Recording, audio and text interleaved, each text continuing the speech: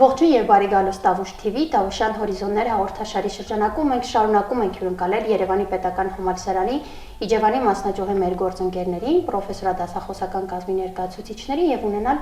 ամենահետաքրքիր քննարկումները։ Այսօրվա զրույց քննարկումը նվիրված են լինելու հայկական ավանդույթների, տոների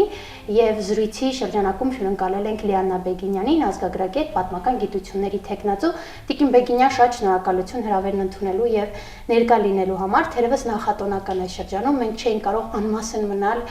ունենալու համար այսպիսի քննարկում, միջև անցնելը բուն այն համամարտկային տոնին, նոր տարի, Սուրբ Ծնունդ եւ այլն, ես շատ կուզեմ, որ մենք ունենանք ընդհանրական քննարկում առհասարակ հայկական տոների, ավանդույթների մասին, ու թերևս որպես ներածական հարց առանձնացրել եմ, թե ինչպես կբնութագրեք այս առհասարակ ավանդույթ հասկացությունը հայկական մշակույթի կոնտեքստում, ինչու այս հարցը ինձ հետաքրքրեց, որովհետեւ շատ հաճախ, երբ մենք ասում ենք ավանդույթ, միանգամից գալիս է խիստ պահպանողական տոներ, խիստ սահմանափակող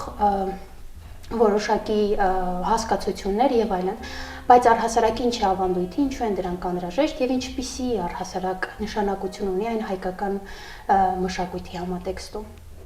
Շնորհակալություն հրավերի համար եւ Տավուշ TV ստուդիայում հյուր լինելու համար,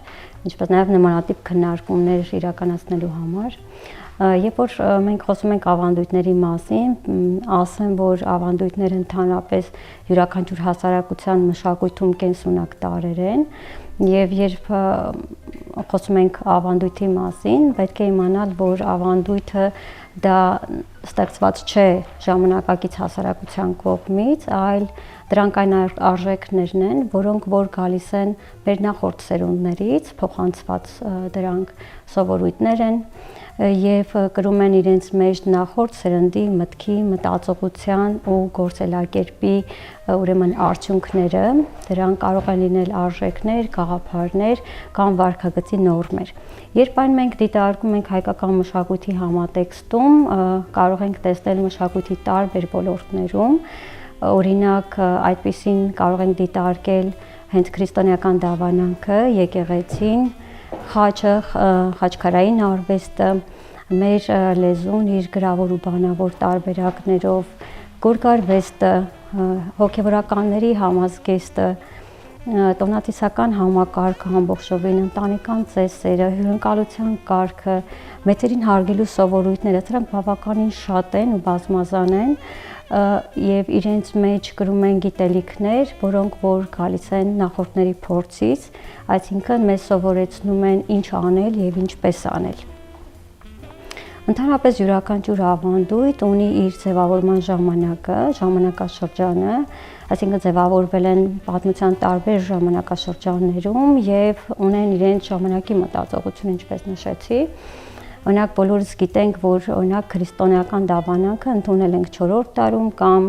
մեր գրավոր լեզուն ստեղծվել է 5-րդ դարում եւ այդ ժամանակից ի վեր յուրաքանչյուր սերունդ այն փոխանցել է հաջորդ սերունդներին եւ հասել է մինչեւ մեր ժամանակները, այսինքն մենք տեսնում ենք, որ հարյուրավոր սերունդներ այն կրել եւ փոխանցել է։ Ավանդույթների ուրեմն քննարկումներում շատ կարևոր է հենց փոխանցման մեխանիզմը եւ փոխանցման միջոցով ապահովում է սերունդների միջև կապը, ինչպես նաեւ անցյալի եւ ներկայի միջև կապը եւ նաեւ մշակույթի շարունակականությունը։ Ընդհանրապես մշակույթը ինքը գենետիկորեն չի ժառանգվում, այսինքն եւ տարբերվում է մարդաբանական առանձնահատկություններից։ Օրինակ, երբ մեր երեխաները ծնվում են, մենք փորձում ենք գտնել նմանություն, ասում ենք աչքերը նման է պապային, գիծը նման է մամային, բայց նույնը չենք կարող ասել մշակույթի վերաբերյալ, որովհետև մշակույթը դա ձեռքբերովի է եւ մենք այն ձեռք ենք բերում սովորելու միջոցով, այսինքն յուրացնելու միջոցով, եւ մենք այն սովորում ենք ընտանիքում եւ հասարակության հետ շփումներում, երբ տեսնում, լսում կամ մասնակից ենք դառնում գործողությունների, որոնք կիրառվում են ավագ սերնդակիցների կողմից եւ ժամանակի ընթացքում մենք էլ դառնում ենք դրանց կիրառողը եւ կրողը, ինչպես նաեւ փոխանցողը հաջորդ սերունդներին։ Ուրեմն փոխանցման ընթացքում մշակույթը ձեռք է բերում կայունություն եւ յուրաքանչյուր սերունդ այն հարստացնում է իր գիտելիքներով եւ ձեռքի բերում որոշակի ինքնատիպություն, որով մենք սկսում ենք մեզ տարբերել մնացածներից, այսինքն մենքի եւ օտարի սահմաններն են գծվում։ Տիկին Բեգինյան, նշեցիք, որ քրիստոնեության ընդունումը եւ այլն դա լրիվ նոր արժեհամակարգեր, լրիվ ըստ էության տարածաժամանակային կոնտեքստը ոչ միանգամից, բայց աստիճանաբար, բայց արմատավոր փոփոխություններ ունեցավ, որից անմասն բնականաբար չեն մնացել այն ավանդույթները, որոնք եղել են միջև քրիստոնեության ընդունումը։ Բնականաբար միջև քրիստոնեության ընդունումը այն հասարակարգը, որը գոյություն է ունեցել է իր ավանդույթները, իր մշակութային որոշակի նորմատիվները եւ այլն։ Ինչպես դրանք փոխվեցին կամ հարմարվեցին նոր կոնտեքստի, որ կոչվում էր քրիստոնեության ընդունում։ Ես իհարկե հասկանում եմ, որ սա շատ դժվարին փուլ է նաեւ ինչ որ առումով եղել եւ այդ փոխանցումը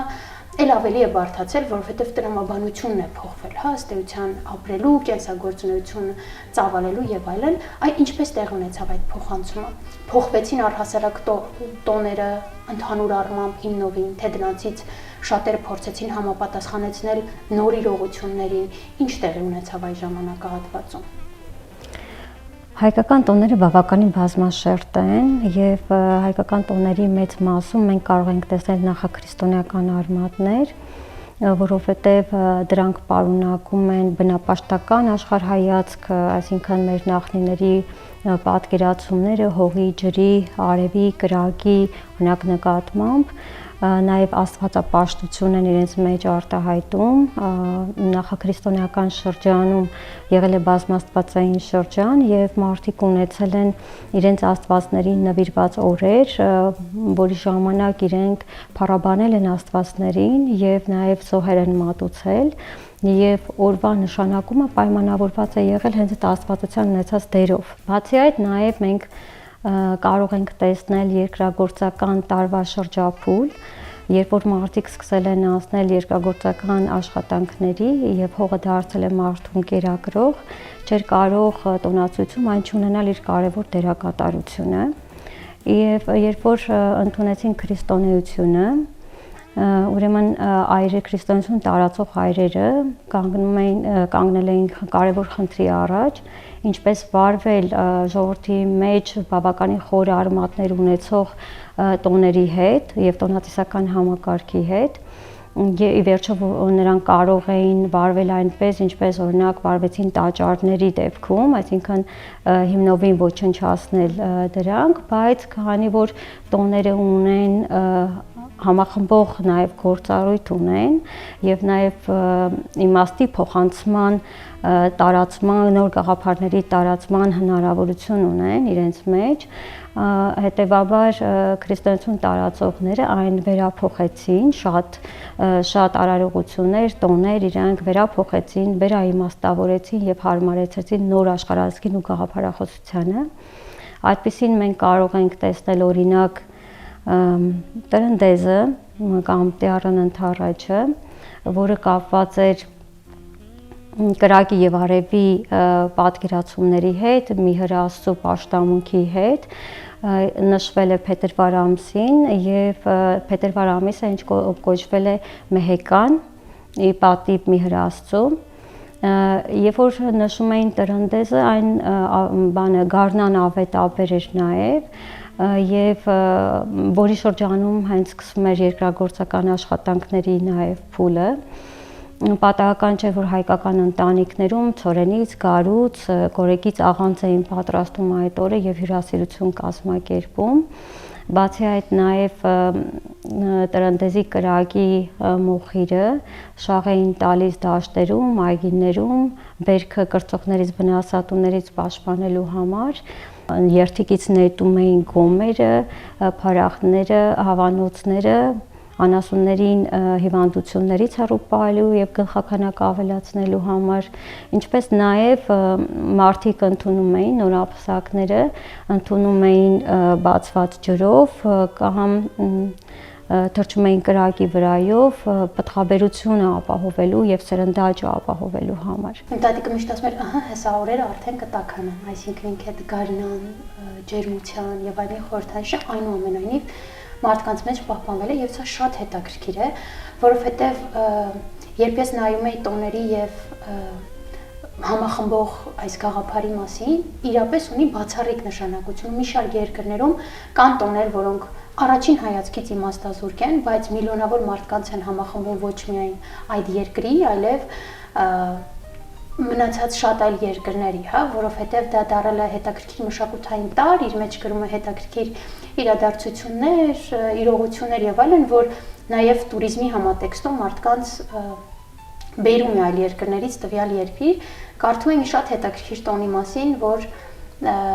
իրականացվում է, եթե չեմ սխալվում, Իսպանիայում լոլիկի տոն, ու այդ տոնի ընթացքում հազարավոր տոնաներով լոլիկներ են սպառվում, պարզապես մարդիկ լոլիկներով իրար հարվածում են եւ այստեղ չկա մրցակցություն, չկա որևէ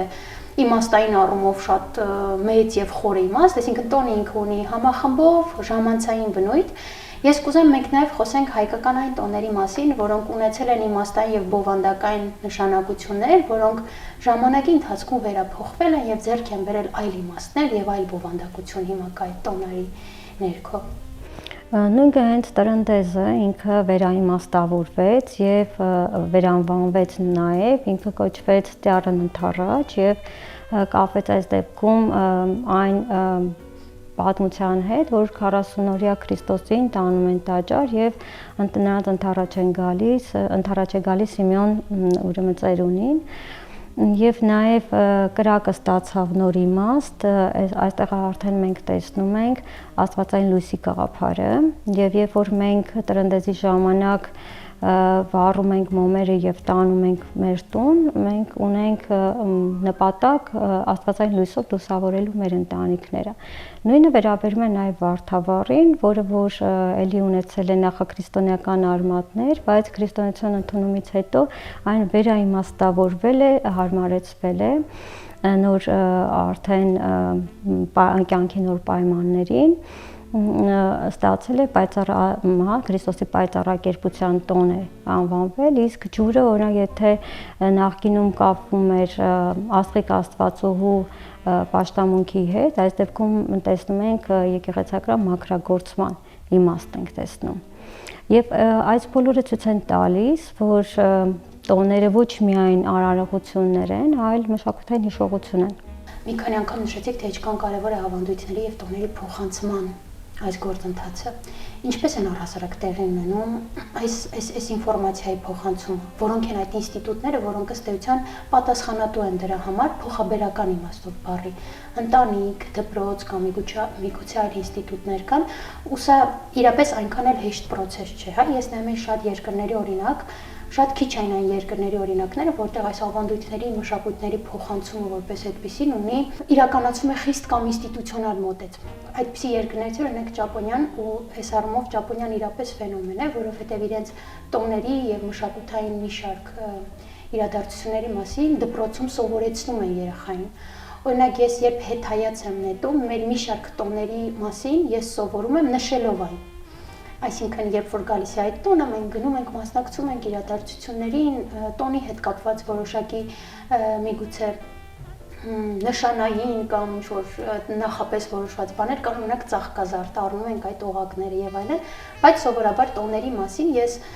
սովորել եմ հենց այդ տոնը նշելիս։ Այ որոնք են այդ ինստիտուտները։ Կարևոր է արդյոք ունենալ այդպիսի միջավայրեր, որտեղ այդ տոնի փոխանցումը կիրականացվի։ Ընդհանրապես տոների փոխանցման հիմնական միջավայրը հանդիսացել են ընտանիքները հայկական, որտեղ որ երեխաները մասնակից են ընդգրկվել են այդ աշխատանքներում, մաքրման աշխատանքներում, զարդարման աշխատանքներում, ուտեստի պատրաստման աշխատանքներում, լսելով ավագ սերնդի տատիկների, պապիկների հրահանգները, բացատրությունները, պատմվող պատմությունները, հեքիաթները, որոնք որ ավելի են հարստացրել, լրացրել մատաղ սերնդի երևակայությունը տոնի հետ կապված եւ գիտելիքի փոխանցումը նաեւ, այստեղ կարող ենք ասել, որ հիմնական մշակութային հիշողության կրողները ավագ սերնդի ներկայացուցիչներն են եւ նրանց միջոցով է կատարվում տոնի փոխանցումը եւ սովորելու միջոցով։ Երբ մենք դա տեսնում ենք, կիրառում ենք ու նաև հետամուխ ենք լինում նաև նրանց իմաստային բացատրությունները իմանալու։ Այս համատեքստում երևի ճիշտ կլինի առանձնացնել ու անդրադառնալ առանձին գյուղական համայնքներում տոների նշանակությանը, ինչ նշանակություն դրանք ունեն, որովհետև շատ նկատելի է, որ մի շարք տոնային ու ավանդական տարեր ավելի շատ պահպանվում են հենց գյուղական համայնքներում եւ մի հետաքրքիր բան, որ ինձ համար իրոպե շատ հետաքրքրական էր, որ մի շարք մարզերում մենք փոքր երկիր ենք ըստ էության, բայց ամեն մարզում տոնի նշելու հետ կապված ըստ էության կա որոշակի առանձնահատկություն ու ինձ համար դա ամենատեսանելին էր Վարդավառի ժամանակ, երբ որ Տավուշում դա առանձնակի հաճույքով ու առանձնակի ուշադրությամբ են նշում այս տոնը ու սա ինձ համար շատ մեծ նորություն էր, որովհետև օրինակ եթե Երևանյան միջավայրում սահմանափակում են բացառապես իրար վրա ջուր ցողելով կամ ինչ-որ խաղային ամենատարբեր բաները, որի հիմնական շրջանակը կապված է հենց ջուր ցողելու հետ, Տավուշի մարզում այդ օրերին չի գործում ոչ մի խանութ, ոչ մի բիզնես ըստ էության եւ մարդիկ շատ լուրջ են վերաբերվում, հավաքվում են հարազատներով, նշում, տոնախմբություն իրականացնում եւ այլն։ Ես կուզեմ նաեւ անդրադառնանք չնայած նրան, որ փոքր երկիր են, բայց մարզային մի շարք առանձնահատկություններին տոների նշելու համատեքստում։ Տոները ընդհանրապես ունեն համախմբող նշանակույց գործառույթ ունեն եւ տոները դա միայն աշխատանքային ռիթմի դադար չեն, այլ ունեն համախմբող գործառույթ եւ տոնի մեջ ներգրավում են բոլորը առանց սեռատարիքային տարբերությունների, առանց դիրքի։ Ես հիշում եմ, որ 80-90-ական թվականներին բոլորը պետք է նոր տարին նշեն իրենց հայրական օջախում, դա այն օրն էր, որ ընտանիքի մասնատված մասնիկները պիտի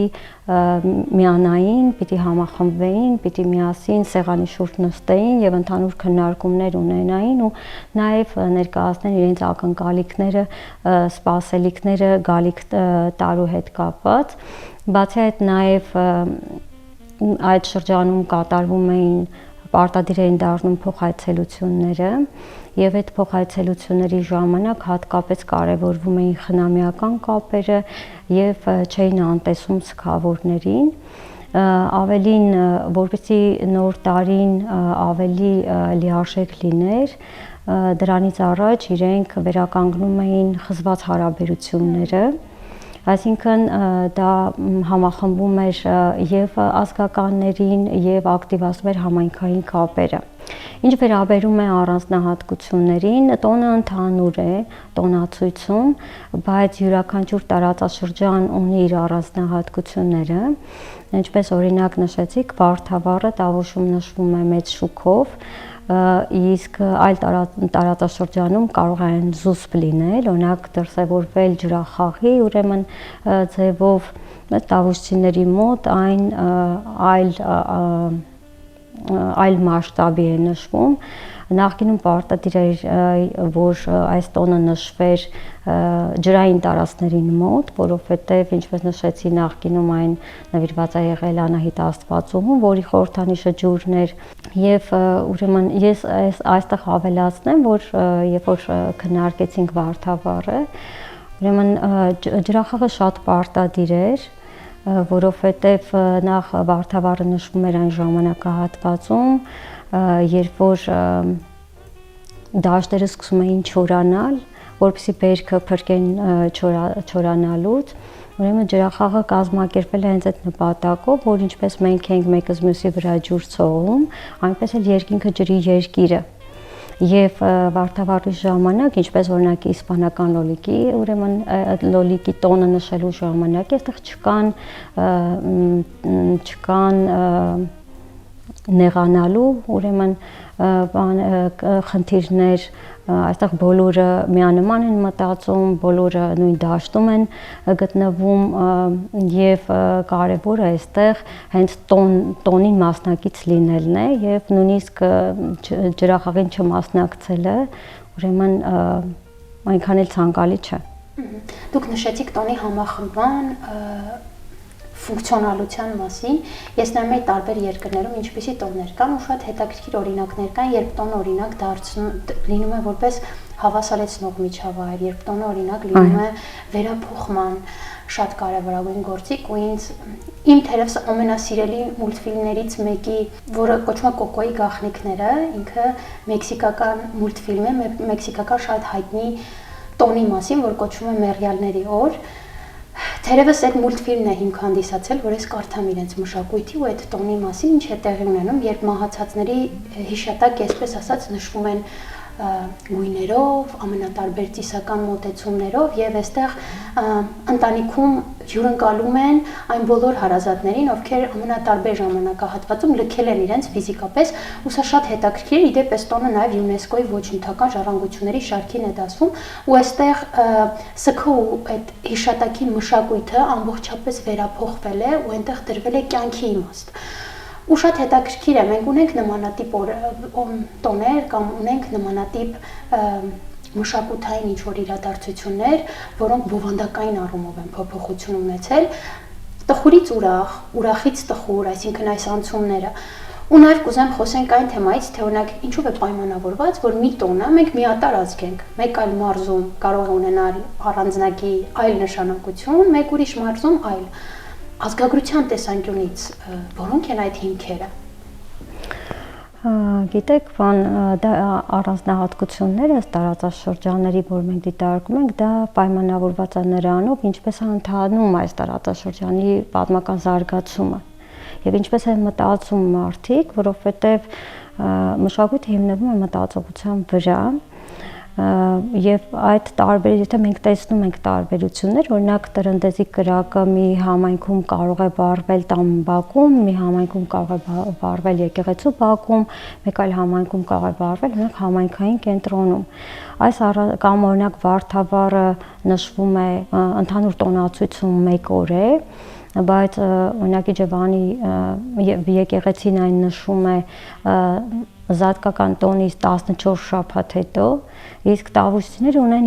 իրենց հաշվարկի ձևը եւ նշում են հուլիսի 20-ից հետո եկող առաջին կիրակին։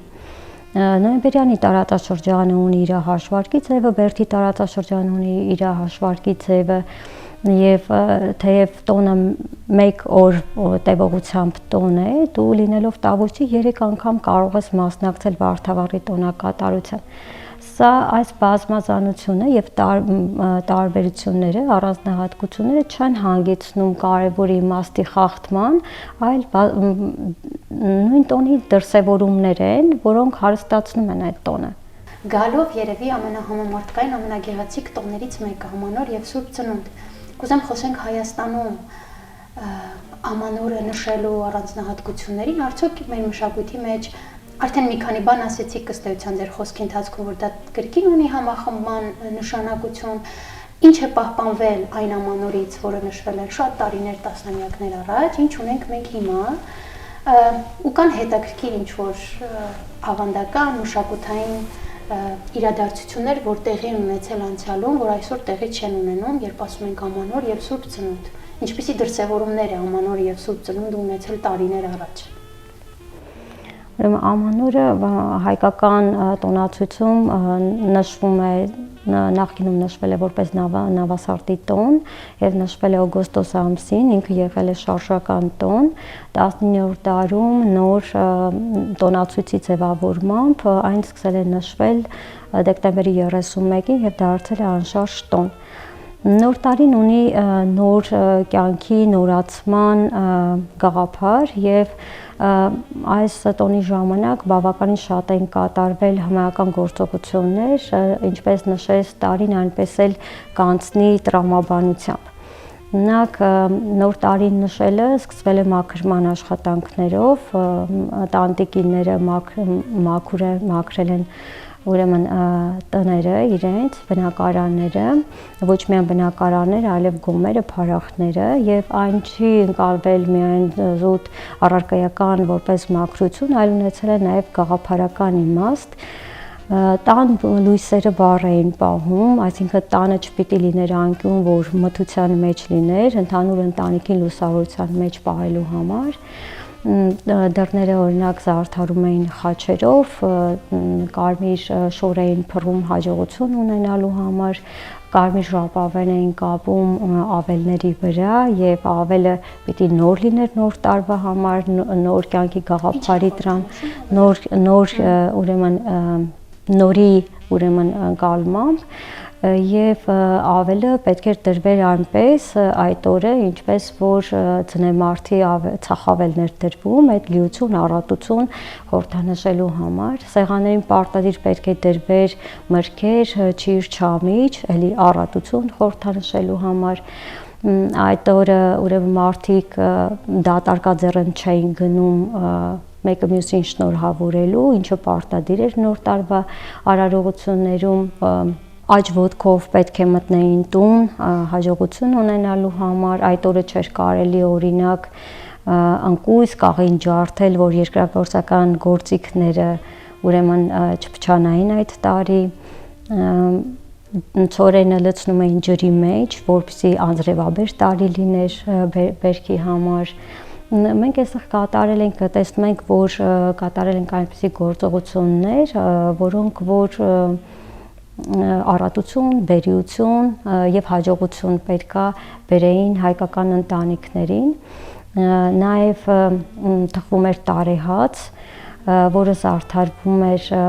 սերմերով, դեղերներով, ինչպես նաեւ 12 ամիսներն էին խորհրդանշում եւ զարդարվում էր նաեւ լուսատունների նախշերով, խաչերով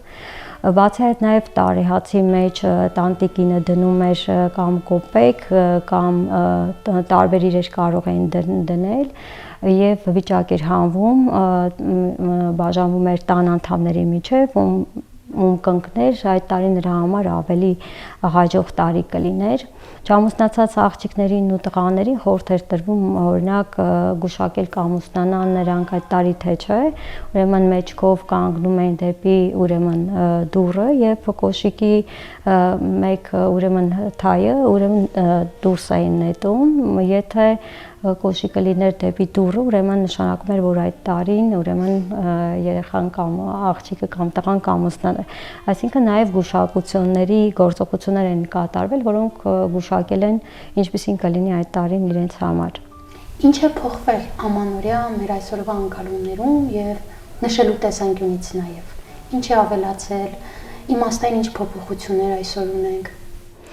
Այսօր նշվող շատ տոներ ունեն զուտ նշելու տոնը նշելու ստեցան նշանակություն են ձեռք բերել եւ դիտում են որպես ժամանցային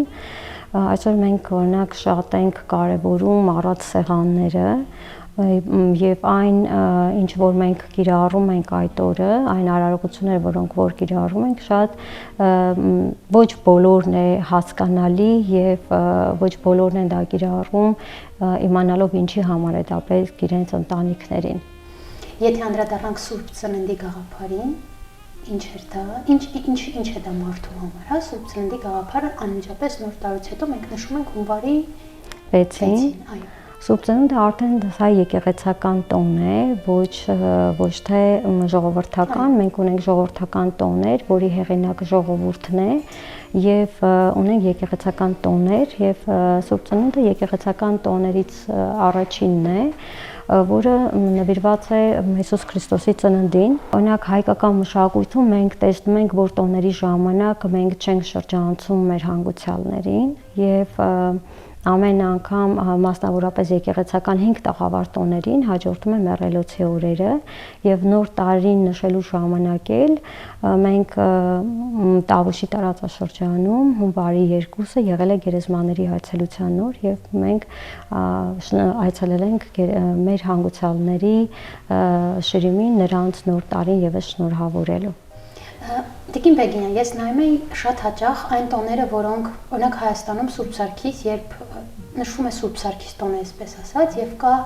ընդունված այլ տոն Սուրբ Վալենտին։ Եվ շատ հաճախ այս տոները իրար հետ մտնում են հակասության մեջ, թե ով նշում է Սուրբ Սարգիսը նա ավելի ավանդապաշտ է, նա ավելի հայամետ է, իսկ ով նշում է Սուրբ Վալենտինը ոչ այնքան, սիրահարների տոն կոչված է։ Ինչու է պետք հակասության մեջ դնել տոները։ Եթե ու սա շատ հաճախ է, հա, տեղի ունենում։ Մի շարք օրինակ հաշվի առնելով երիտասարդության մղումները, տարբերությունները ավագ սերնդի հետ, շատ երիտասարդներ, որոնք օրինակ նախընտրում են նշել տոներ, որոնք առհասարակ չունեն որևէ տրամաբանական աղերս, մի շարք մշակութային եւ տոնային մեր առանձնահատկությունների հետ, օրինակ Հելոուինների տոնը, որի սկիզբ օրինակ ԱՄՆ-ն է եւ այլն։ Պետք է արդյոք սրանք դնել հակասության մեջ, թե պետք է պարզապես թեթև վերաբերել ու ընկալել, որ սա տոն է պարզապես եւ նշելով այդ տոնը դու չես հարում այդ մշակույթին կամ չես ընկալում այդ տոնը խորապես, այլ պարզապես նշում ես տոնը։ Եվ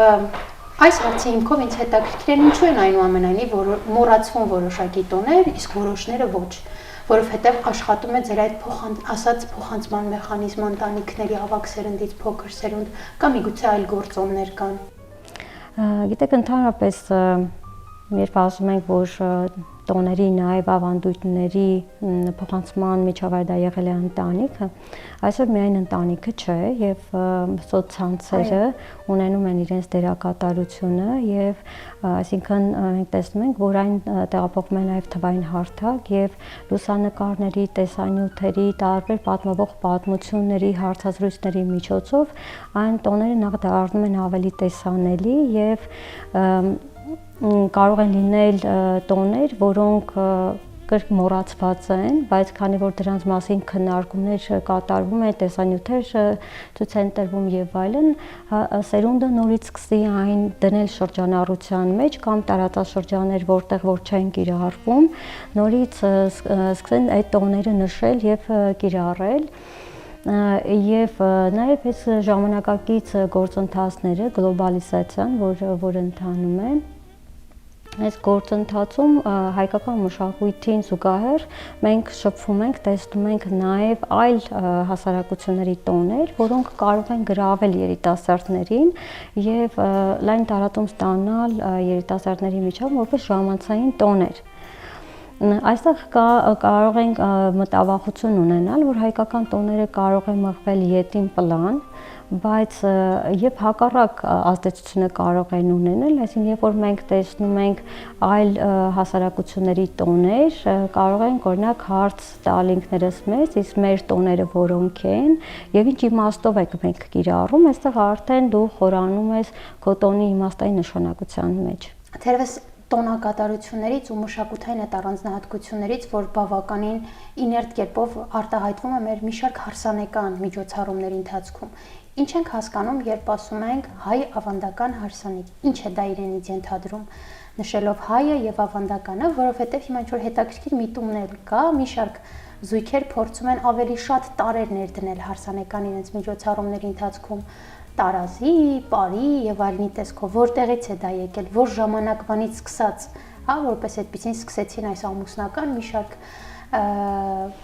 տոների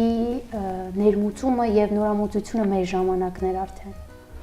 Հարսանիքը վերաբերում է ընտանեկան ծեսերի շարքին եւ ընդհանրապես ծեսերը ունեն իրենց կառուցվածքը եւ տրամաբանությունը ունեն։ Հայկական հարսանիքը ունի նպատակը հետեւյալն է՝ հարսին տեղափոխել փեսայի տուն եւ այս ամենը կազմակերպվել է այնպես, որ նրանց կյանքը լինի հաջող եւ սերնդային շարունակությունը կարողանան ապահովել, ինքը ուրախ տոն է, ծես է հարսանիքը եւ այստեղ յուրաքանչյուր սերունդ ուզում է փոփոխություններ մտցնել, ավելի